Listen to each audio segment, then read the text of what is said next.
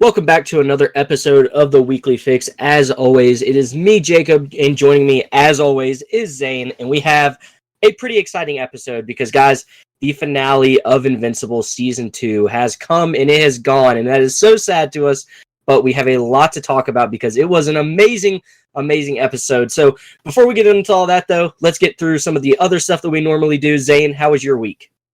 Man, it was a busy week.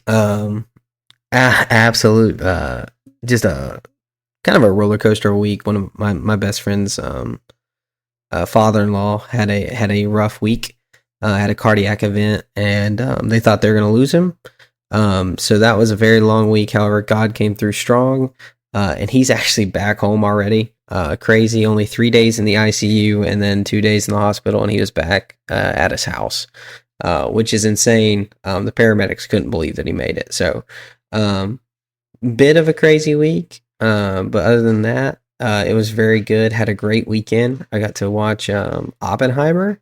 Finally, I know it's been way too long. It's been out forever, but I finally got around to watching it, and it was really good.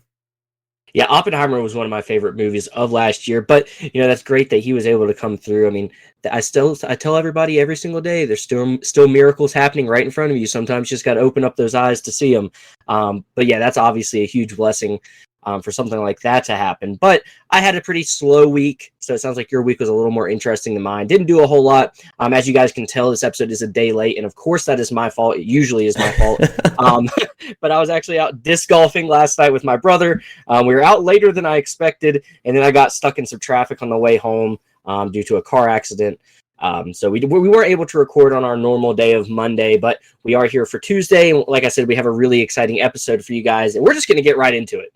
Invincible Season 2, like I said, has come and gone, but it definitely did not disappoint. And I feel like the second half of the season, while it was kind of like, I remember when the season started, when the season 2.5 started, I was like, wow, it seems like I had forgotten a lot of things that had happened with such that long of a break. But they did such a good job of catching everybody up, I feel like, and it really got me excited again for the show that I knew I already loved. And this season finale could not have been any better. Every time we talk about the show, I feel like we are always talking about how much better and better it gets. I know Robert Kirkman has already said some exciting things about Season 3 and how he hopes that every episode of Season 3 is as exciting and as action-packed as the season finale was. So obviously that's music to our ears. But Zane, what did you think of Season 2 finale and how they wrapped up everything for this season? Yeah, absolutely amazing. I was at the edge of my seat the whole time. I was absolutely soaking up every moment, and I don't think there was a moment in it that I disagreed with. Oh, I didn't really like that, or I wish they would have done that differently. I thought they really did a great job, especially with coming into it as a person that we said in last that week's episode. I really didn't care about Angstrom Levy, like. I just didn't have too much of an opinion of him. I just hadn't seen enough, which I think played well in the finale. Yes. I think it really played well that we didn't know that he had got body enhancements, that we didn't know what his journeys entailed and more about him. I feel like what they did with an Adam Eve special would be pretty good with an Angstrom Levy, and kind of give us his journey of how he got to where he got. Okay. But we got snippets of like what the other Marks and why he hates Mark so much. Yep. Which was pretty cool to see all of those other Marks. Man, that was terrifying. But did you think they did a good job with explaining why he was trying to kill this Mark, the only good Mark that we're aware of? I think they did a really great job really explaining everything. And I do got to say, I don't think we've seen the last of him. I really don't think this is the end of Angstrom Levy. I am definitely in the camp that he is going to be back. And it's going to be interesting to see how he comes back. Because we do throughout the episode see him kind of fighting with the thought that he would help someone like Mark. Mark even said, you helped me, you saved my life. And he said, no, I would never. And then that's when you see he starts having these flashbacks, because obviously we know a bunch of his memories are all merged together inside of this one brain now. So he is really kind of confused on what would have happened that he would even want to help someone like Mark with as much trauma and, harm and, pain he has caused him throughout all of these universes. There's just no way that he could possibly think that he would ever help someone like that. So I think they did a really good job of showing some of those things. I love his ruthlessness. I really think that was a very important part of the show. There is one thing that we're going to get to in a little bit that I didn't like about the season finale, and you might be able to tell what that is if you've listened to the previous podcast. I know it was a big point of emphasis and one of my favorite parts of the season. Yeah, Duplicate. I am not happy about that whatsoever. Oh, man. When that happened, I literally was so frustrated, and I still love the show. Obviously, I think this is an absolutely amazing show, but I hate when shows just won't let a character go. And obviously, you comic readers out there know this is how it goes and all that stuff. But that really, really bothers me when you feel like nobody is ever truly dead. So now at this point, none of the Guardians have died. Everybody is just how they were. For sure, Rex got beat up pretty bad, and we still know the one is still in ICU, but she's still alive. So that's one big problem I had with it. But other than that, I think they did a really great job with this episode. Like I said, I really liked how ruthless Angstrom Levy was. And I would love if we did get some sort of backstory, like you said, like an Adam Eve special. But I do think they're going to do something like that in more seasons to come. I really don't think we've seen the end of him. Well, I kind of hope we do. I hope that is the end of him, because man, what an impactful moment for Mark. Just like you said with Duplicate, like your hope, like that frustrated you. I feel like this was even more crucial, because that moment when he was like, I thought you were stronger, like, and the confliction between, like, did he actually think he was stronger? Did he lose control, or is that what he wanted? Like, well, one thing that they touched on, you heard him say, and I love this, is he's been holding back. I absolutely love that he has kind of gone so far as to not wanting to be like his dad, that he's gone as far as he's not throwing punches as hard as he could. He's not, potentially moving as fast as he could. I love that idea that he has always been on that level of, the Viltrumites that we have seen in strength and stuff, but he's been holding back so much because he just does not want to kill somebody. And I feel like that was a really good arc that they gave us, with him finally coming to the point of he couldn't control himself. He now knows what he is truly capable of, and I'm really excited to see where they go with that. Yeah.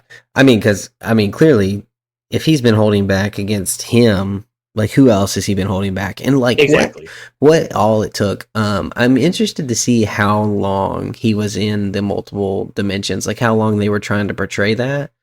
Because I know one time he said, hey, like, I'll just leave you in a dimension that time moves differently. And we kind of saw him just like chatting it up at the campsite. So he had clearly like won a fight and then was just chilling. Like, he didn't send him to so I'm curious, like, how many days Mark went without food, how long he was in that fight, how long his mom was there. Because I think it was significantly longer than it was shown, but implied that it was a lengthy fight. Well, I agree. And we also do see, when the Guardians do finally find Mark, they're all old. They've all, come to different, they've grown. You can clearly tell they've gotten a lot older. You can see Adam Eve is definitely a lot older. So I think they do kind of portray it a little bit, but I don't think that portrays it.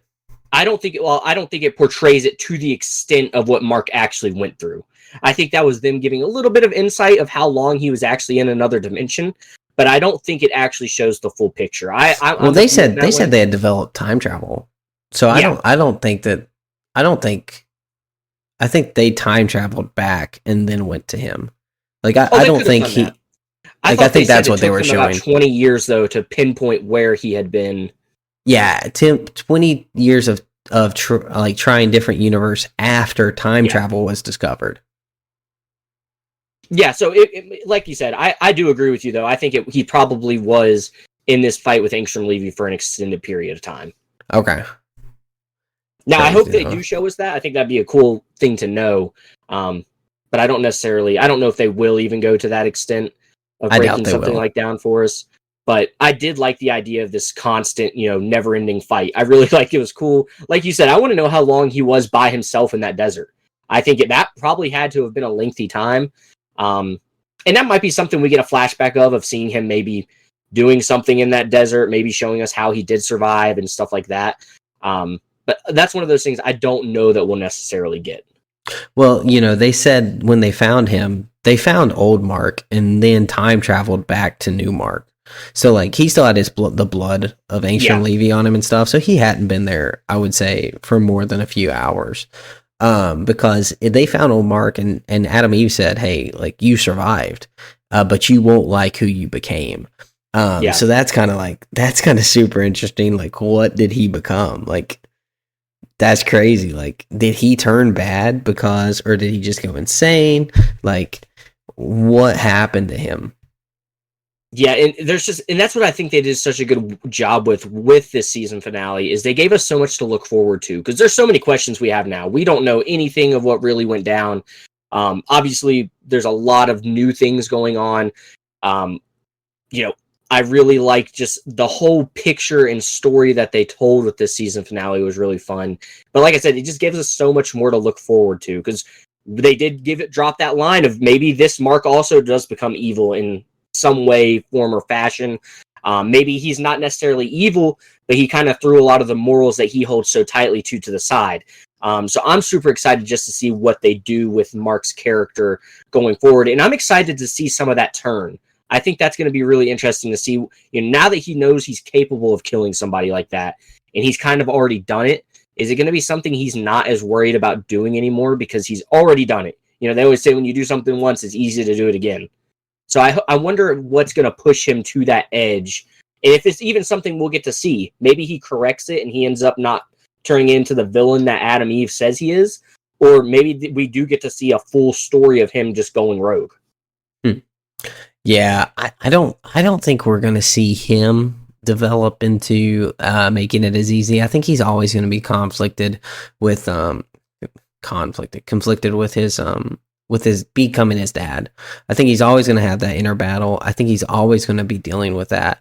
And so I think he's going to be always holding back, at least, fighting as hard as he can, but still pulling those punches just to make sure that he's not just killing people, which I can't imagine how hard that is nonstop. Like knowing you could end any fight at any time, but you're holding back.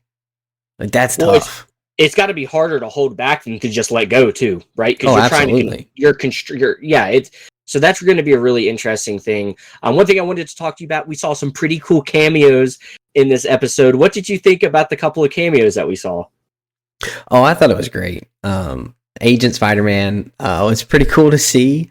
Absolutely getting to see a little different, maybe completely useless Doc Ock. I don't know how that one worked with the head tentacles, but that was pretty cool. Using the not saying the direct thing so that they don't get into any licensings, but everyone knows what it is. Everyone knows it's a Spider-Man Doc Ock. Everyone knows that he's like dressed like a bat and you're a man. Don't you think that's a little like, I thought that was cool. I know it's a little cheesy, but it is cool to kind of explore like, hey, like in an alternate dimension, like, or universes, like anything's possible. Like all of those are real in some alternate dimension and some alternate universe. And so that's pretty cool to like at least give us those two little snippets. Which I really didn't catch anything else that was cool from that aspect of it, other than all the other marks that they showed us. But that was pretty awesome. When I loved with the Agent Spider, they kind of talked about him. He knew about the multiverses, and I thought that was a really fun little thing that kind of implying, hey, I'm a real Spider-Man. I'm just in from a different multiverse. I really thought that was fun. We touched on it a little bit. How did you feel about Duplicate coming back and, revealing that she's always been, living her life through a copy just in case anything were to ever happen? I honestly kind of think that makes more sense than her dying.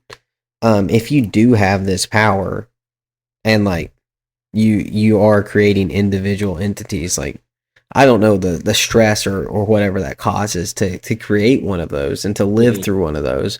But it would allow you to fight on a different level if you know, hey, I do have a backup. Like Yeah. I'm gonna fight like this is my last, but just in case, like I'm gonna be fine.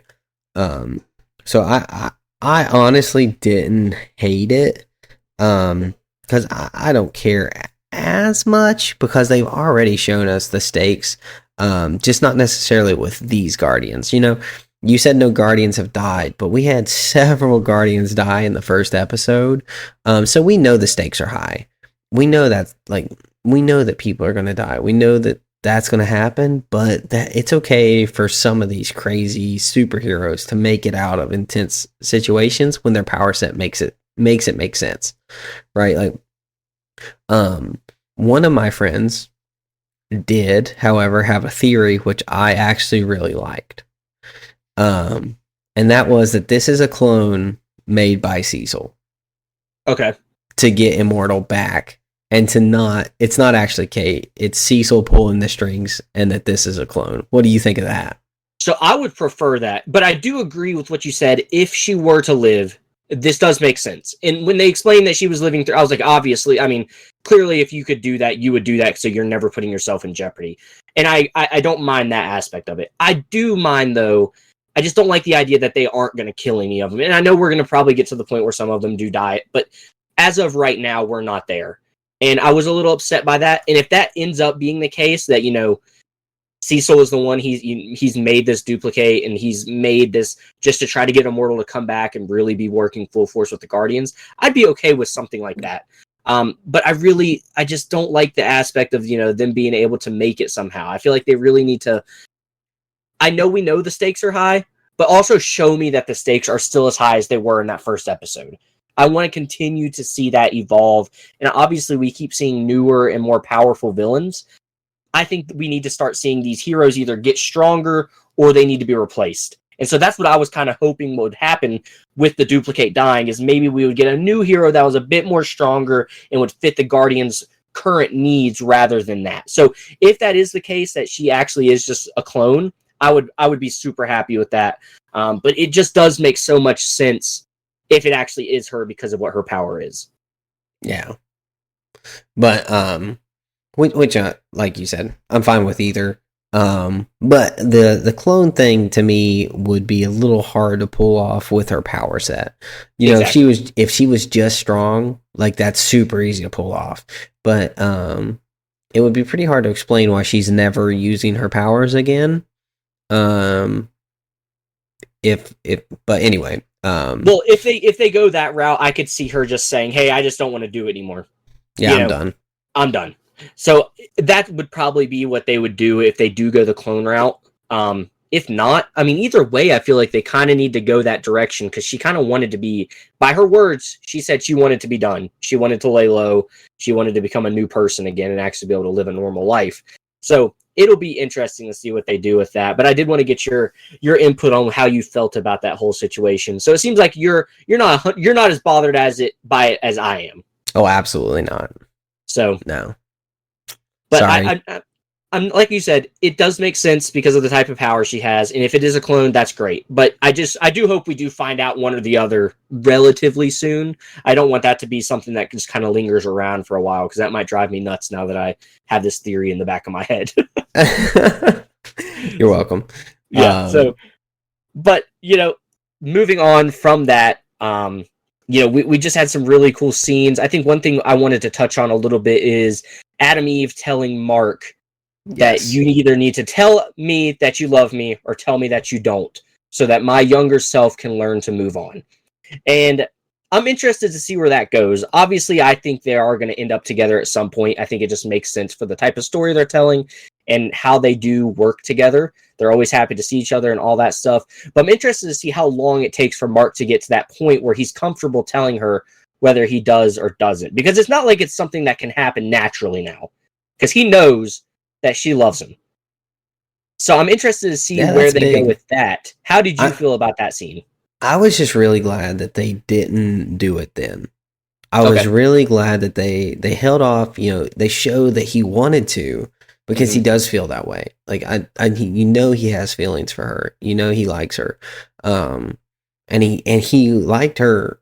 And like in episode 1, it showed that he liked her. Yep. But you know, at oh goodness, what's the girl you don't like? Amber? Oh, Amber. But Amber asked him out in episode 1 of season 1. So like that was the deterrent from that relationship. It wasn't the fact, and Rex obviously. But so he's always had somewhat feelings for her. And now he just lost Amber. He just like had one of the toughest fights of his life. He's just now dealing with the fact that he's murdered somebody. For him to go back and tell her that he loves her, like in that moment, I don't think it fits. I think it's rushed. I think it's inappropriate for how much time we spent on the Amber relationship. I think it's inappropriate for the stakes that he's currently at and where his focus currently needs to be.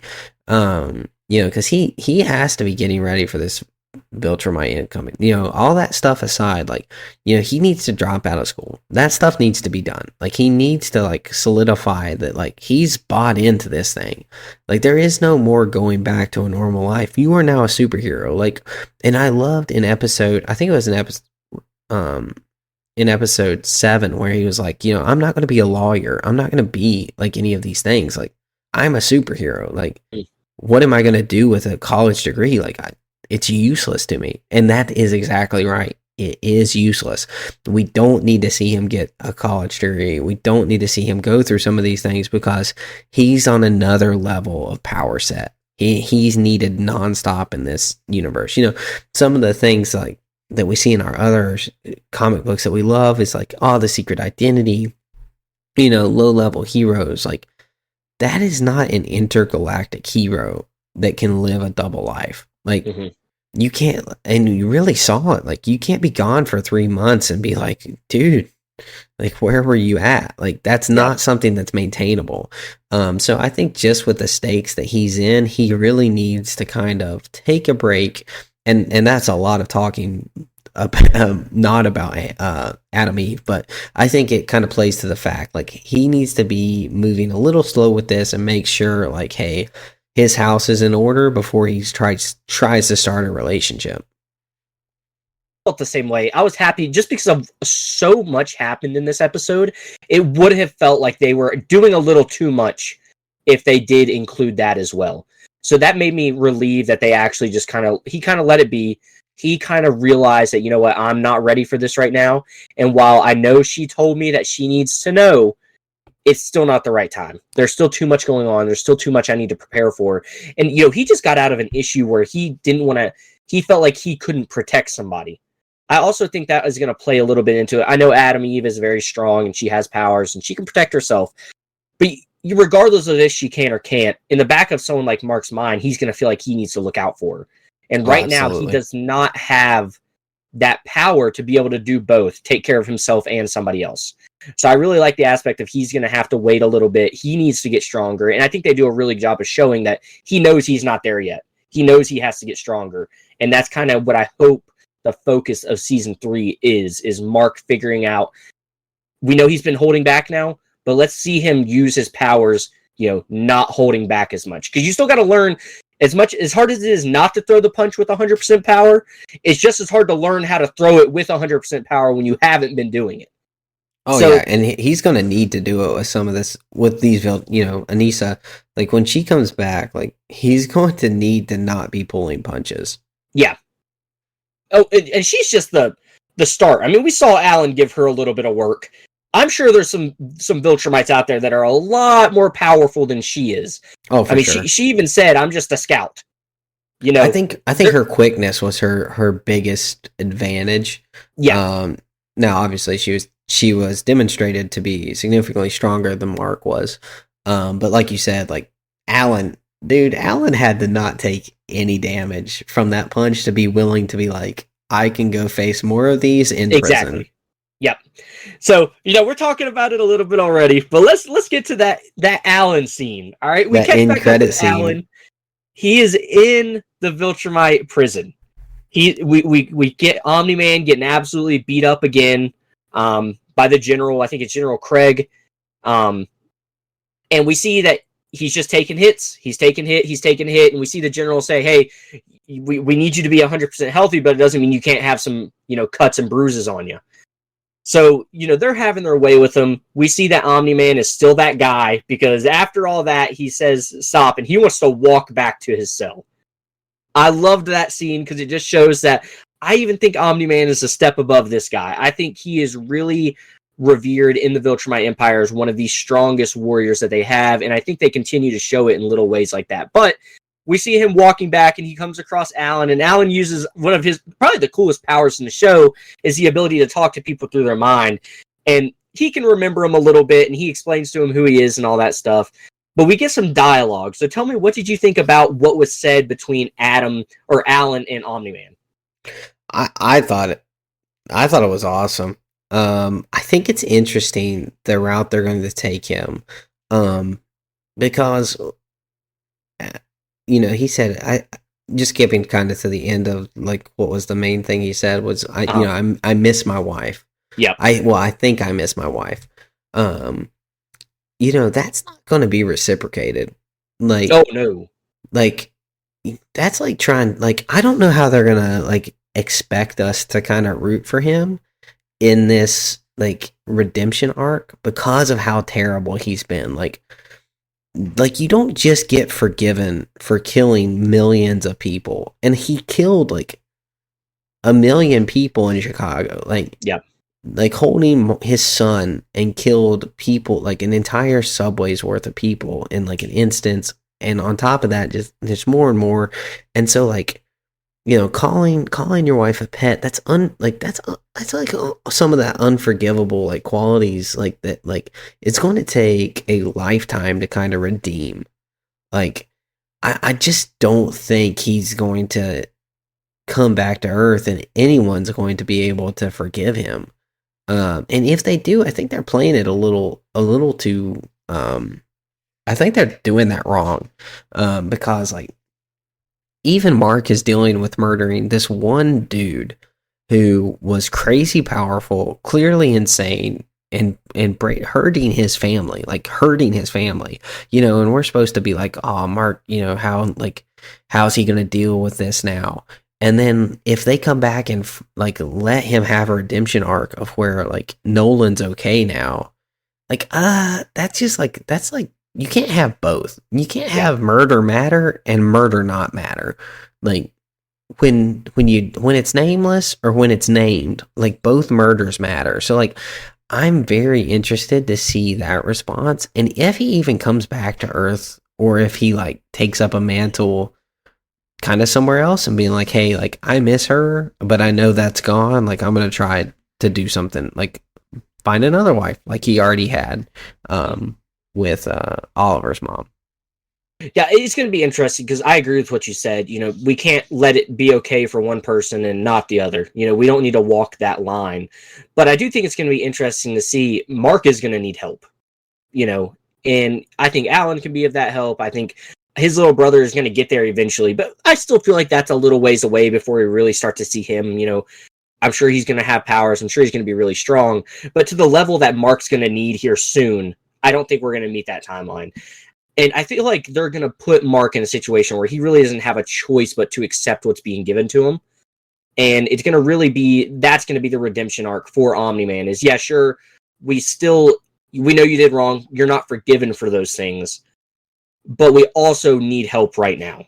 And so I'm excited to see how they come to terms with that. We've already seen Mark and him kind of figure out how to work together. And while Mark didn't still forgive him, he didn't know that he had to help him in the time that he was given. And I feel like that's going to be the similar thing that happens here in season 3. So I'm excited to see, like you said, what they do with that. But I hope they do show us at least something of how they are going to, in quotation marks, redeem Omni-Man. Because he kind of is at that point of no redemption. As much as we can say, oh, everybody can have, everyone can be forgiven. It does kind of get to a point where, you can't just do things and then say, I'm sorry.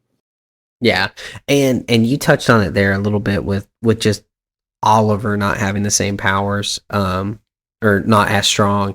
We touched on it last week with why it was okay to have kids with humans, and I look back and like why, like I was like, I know that's been said somewhere, but it's because a human makes a near perfect Viltrumite. Like it's pretty much indistinguishable, and so that's why that it's okay with humans is because there's really no negatives to having a kid with a human. You get all the good of the Viltrumite. So I'm curious if Oliver will have a negative course of powers, not just that he's purple, but that he's not near as strong. Which would make a lot of sense. Like, hey, he descended from a bug. Like, let's like see like what, like let's see that difference. I'm curious if they'll do that. And then also, those bug people learn super quick, and they've already showed that like he's adapting, like he's the quickest learner that she's ever seen. That's what the nanny said. So I'm curious if he'll play that more strong, like mentally strong note, to try to figure out how to solve some things more than just his strength, which I think would actually be a really cool way to take that. And I think it would be cool too if they're going to go that route. Let's also see what he's more strong than Viltrumite's in doing. You touched on him being a quicker learner and potentially smarter.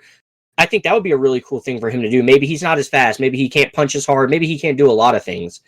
But if he can make up for that with being smart and, outsmarting his opponents, I think that could be really something cool where you can kind of see, his origin come into play a little bit, and it not just be a negative that he's not 100% a Viltrumite, but also that he does have some positives because he's not. Oh, absolutely. Yeah, because like Viltrumites aren't perfect. Clearly, no. They're pretty flawed. They're pretty evil people. So, but yeah, that's pretty much the entirety of the episode. I'm sure there's a lot of things. Really, I thought back on the episode, and not a lot happened, but a lot happened in some interesting ways. We did spend a lot of time with the Angstrom, Levy, and Mark fight. I mean, that was about half of the episode of just Mark bouncing around between alternate realities and all that stuff. So we really were given not a whole lot to the story, but some really important pieces as to what's to come. Yeah, and somebody at my work said that it wasn't that they wished that was a more of a cliffhanger, and I just couldn't disagree anymore. Like they wrapped up this Angstrom Levy portion. They gave us Mark's future. They gave us the Alan and Nolan. Like, where is that going to go? Yeah. They also, I wanted to get your thoughts when the future Guardians came to save Mark. Adam Eve called Robot Rex. Yeah. What did you think of that? Like, what's your theory dude, for that? Again, I think this is one of those things we're going to talk about, and the comic readers are going to scream at their phones or whatever they're listening to the podcast on. Just off, I haven't looked into it or anything because I don't think I want to know, because it could be a really big plot point. It could just be one of those things that, we've seen Rex get some upgrades. Maybe this is something that Robot has made for him, is, a really strong suit that's capable of helping him, live, because we see Rex take an awful big beating. So if you put a suit of armor around him, kind of like Iron Man wanted to do with, Earth, it could help him be stronger and last longer. That was kind of the first thing that came to my mind. But it did sound like, it definitely was Rex. I don't have any doubt about that, because I thought it sounded like him. But, maybe I need to re-listen to it, and maybe it was, I don't know. There could be something that happens that we're not ready for. Off the first initial thoughts with that, that's what my first thought was, that maybe it was just a suit that Robot had made. Kind of you see him making for Monster Girl right now, trying to figure out a way for her to use her ability without having to use it. I think that's kind of what he likes to do, is figure out how to help people be stronger but safer at the same time. So that's the first thought that came to my mind with that situation. Well, Rex and Robot are the same. They look the same. Remember, yes. he's Mini-Me, and he was younger than everyone else. So it would make sense that, like, he is just like, because he kind of looks like he looks now, just a little bit older. Yeah. So I'm curious if maybe something happens to Robot's brain, that, hey, like he can't process, so they change consciousness in bodies or something. I was just super curious, like what's going on there that she called him Rex, because that's super weird. What are they calling him now? Trudy? Rudy. Oh, Rudy, I Rudy. They think. call him Rudy. Yeah, like Yeah. he has a name. Like they call Yeah. him Rudy. So like I'm curious why what happened. But anyway, I was curious if you had any thoughts on that. No, like I said, that was something I meant to bring up, but yeah, I have no idea, and I feel like that's something we're gonna find out about. There's got to be a reason for it. I mean, I don't Oh, think for that's something sure. they just do and never speak on it again. It kind of seemed kind of important because they made an emphasis for that to be like a scene that they showed, and it kind of stopped everything else that was going on when that happened. Um, yeah, that's going to be something that's super interesting. Like you said, I think there's a lot that we didn't get to see, but they left us with so much exciting stuff to look forward to. Oh, So, for sure. as far as season finales go, I think it was a really, really good one. What would you rank this as far as the season finale goes for you? As far as a season finale goes, for me, I think this completely delivered for for this season. Like Yep. I'm completely satisfied. I would give it a 10 out of 10 for Yep. this episode. I didn't think they did anything really poor, or that really needed improvements. I've happily watched it several times. This is something I will just like go out and rewatch. And this is a really good season.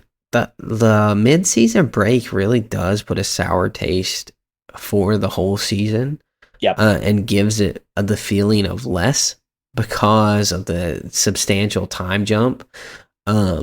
But I would give it a 10 out of 10 just from its entirety, for the season entirety of the finale, like where this places in it. I'd say it's a 10 out of 10. Okay, so even with the break, you're still going to give it a 10. The finale a 10, yes. Okay, so where are you feeling about the whole season? The whole season, I do feel like they had some misses. Like the whole fish thing underwater. Just dealing a little bit too much with the people that aren't the main storyline. Like just like I would probably give it an 8 out of 10. Okay. 8.5 probably for this season. It was not as strong as the first season, in my opinion. But the last two episodes were very strong. And I'm not saying that like it was bad at all. 8.5 is a crazy high rating for a TV show for me. But I think that's where I stand. What are you feeling? So I agree with, as far as the season finale goes, I would 100% give this a 10 out of 10. I think it delivered on all the things that we wanted it to. It left us with things to look forward to. It answered a lot of questions that we had. I am thankful that they, potentially, I still think he's going to come back. But as of right now, they wrapped up the Angstrom Levy storyline. So I'm very happy about that. So as far as season finales goes, I'm going to go 10 out of 10. As far as season as a whole, I'm going to give it a 9. And I'm going to say it would be close to a 10 season for me if it wasn't for the season break. The season break really did irritate me, especially when we got the show back, when season 2 was officially back. And I remembered how good the show was, how much momentum it had going, and kind of having to get, back into that. I was like, yeah, that was really a dumb idea for them to do this mid-season finale. And whether they needed to or not to wrap up the show or whatever, I feel like they should have just delayed the season altogether and just given us a whole season to begin with. So as a whole season, I'm going to give it a 9, but as a season finale, I'd definitely go with a 10. Yeah, I would have gave it a 9 if it wasn't for the season break, honestly. Yeah. I think that was a big enough of a downside for me to drop it a few layers. But definitely still super enjoyed it. However, I do have a good note on IMDb. Season 3 is stating a 2024 release. Yeah, let's hope that. Let's hope, because we both are under the idea that little Comic-Con mention was for really what they were saying. So I really hope that's actually what it does. But I'm not going to hold my breath yet with this show. I feel like they kind of can do whatever they want, and they know they're going to get views and stuff like that. But I will say, I feel like it would have been a lot more viewed season as a whole if they wouldn't have done the mid-season finale. I do think they lost a lot of momentum. And I hope they learn from that. I hope they're like, all right, we can't do that again. Because I think they will lose people again if they do that. So I'm hoping that's not the case. But if the IMDb thing is correct, that's got me very excited. I will say this. I'm going to make a promise on air. If Invincible season 3 does not release this year, I will read the comics. Okay. Like I just like if I'm I'll go having with to wait if I'm having to wait multiple years between seasons, I like this story's too good not to yeah. finish it, and I'll just watch the show after. Like that's fine with me. But I'm gonna read the comics if the season 3 doesn't come out this year. I'll go ahead and agree with you there. If that happens, I will also read the comics, and we can realize how many bad predictions we have made Hot throughout takes. the course of the podcast. But yeah, as far as the show went, I don't think there's much more to talk about unless there was another clip or another scene or something like that you wanted to touch on. I think I'm good. I mean, honestly, like we touched on a lot, and it was like you said, like the major thing was the fight, which is fascinating. I'm super excited. I do have a question. Do you think we're gonna see multiple marks again? I think so. I feel like I really have this in the back of my head. I think we might see Mark actually go to a few of these different universes and actually take out his own, himself. I think that's something that we're going to see. I think he's going to get a glimpse of what harm he is causing in these other dimensions. He's going to figure out a way to travel to them, whether that's with the Guardians, and maybe we see a little bit of a time skip and stuff like that of them knowing how to do those things. I definitely think we're going to see more Marks and more variants of Mark than what we've even seen so far. I agree. I think you could probably put a guarantee that we're going to see more marks, but I actually think the opposite. I think we're going to see more marks come our way instead of him going out. I think it just plays better as a threat than as a have to save, because it really doesn't make sense for him to go try to save all these other universes. Like it's not his responsibility. Yeah. There's enough going on in his universe to take care of. I don't think he's going to be that strong. So I do think we're going to have other marks come here and be like, yeah, this kid's got to go. Oh, that would be awesome if that's the case. And I do like what you said. It does kind of put more. It makes the whole situation more intense. It makes it mean more if he's having to defend his actual mother, and his actual brother and the people that he loves, rather than, another, universe's version of that. So I think that would make the stakes a whole lot higher. And I think that'd be really fun to watch. Yeah. But yeah, other than that, I think I'm good. Man, what a fun show. I'm very excited for the next season. I am too. I think we got so much more exciting stuff coming with Invincible. But, we do have some more stuff coming out here soon. We are really getting closer to Deadpool and Wolverine, which is really exciting. One thing I'm super excited about, actually, at the time of us recording this podcast, the next day, tomorrow, we are getting the new Fallout series on Amazon on April the 10th. So I'm very excited about that. And I know Zane, before the podcast, said he doesn't know if he's going to get through all of that one. But since he had to get through all of Avatar by himself, if he does not happen to get through all of Fallout, I will make sure to break down that for you guys like he did for the Avatar series, so you guys can get a little bit of insight on what I think about that, because that's something I'm actually very excited for. So that's something I'm looking forward to. We had some cool video game announcements today, Zane. I don't know if you saw. We actually saw the new Star Wars Outlaws story trailer. I'm super pumped for that. It looks like it's going to be a really fun story. I always thought the crime syndicates were something that I really wish there was more done with Star Wars, because I think they're really interesting. It's really a fun world to live in. So you saw that. What did you think of that, the Star Wars trailer? I thought it was pretty good. I just I don't know how much I'll enjoy playing that game. I'll definitely have to wait until the reviews come out. Okay. You'll have to let me know.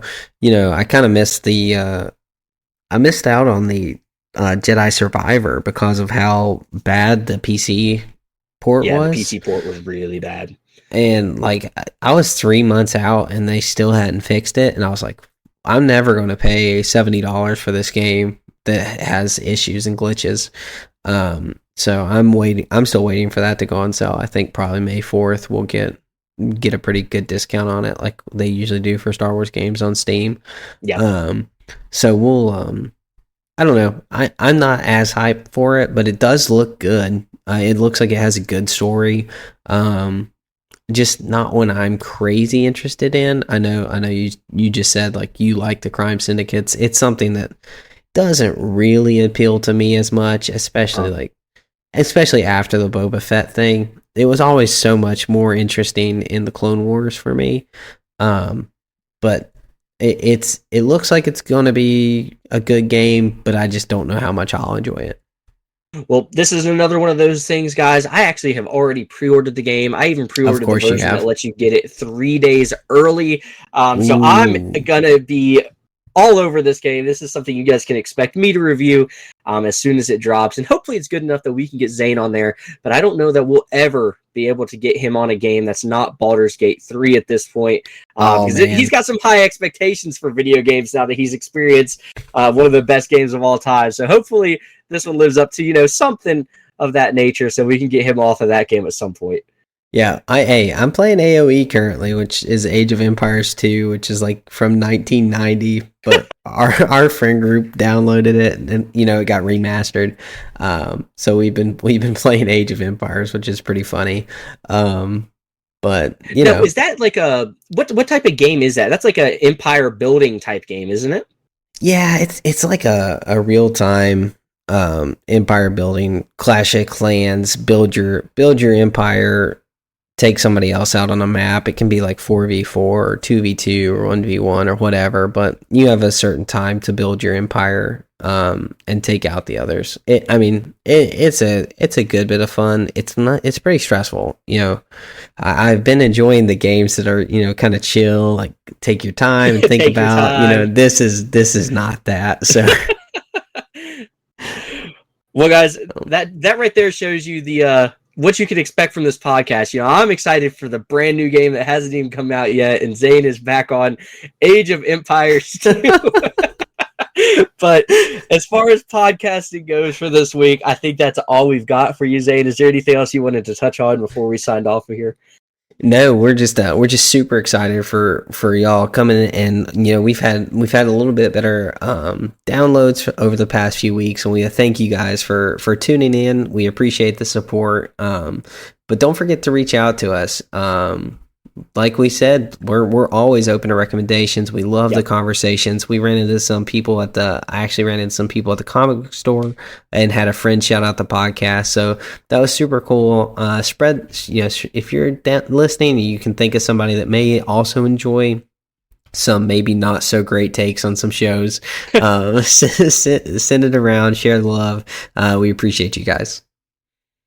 Yep, but like I said, that's going to do it for us this week. Just speaking on real quick about, other stuff we're touching, like, spreading the podcast. We are going to be starting up. I know we've been talking about it since the year started.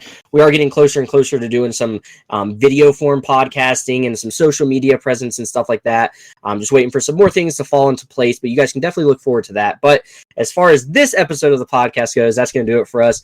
Thank you guys so much for watching, and we can't wait for you guys to listen next week.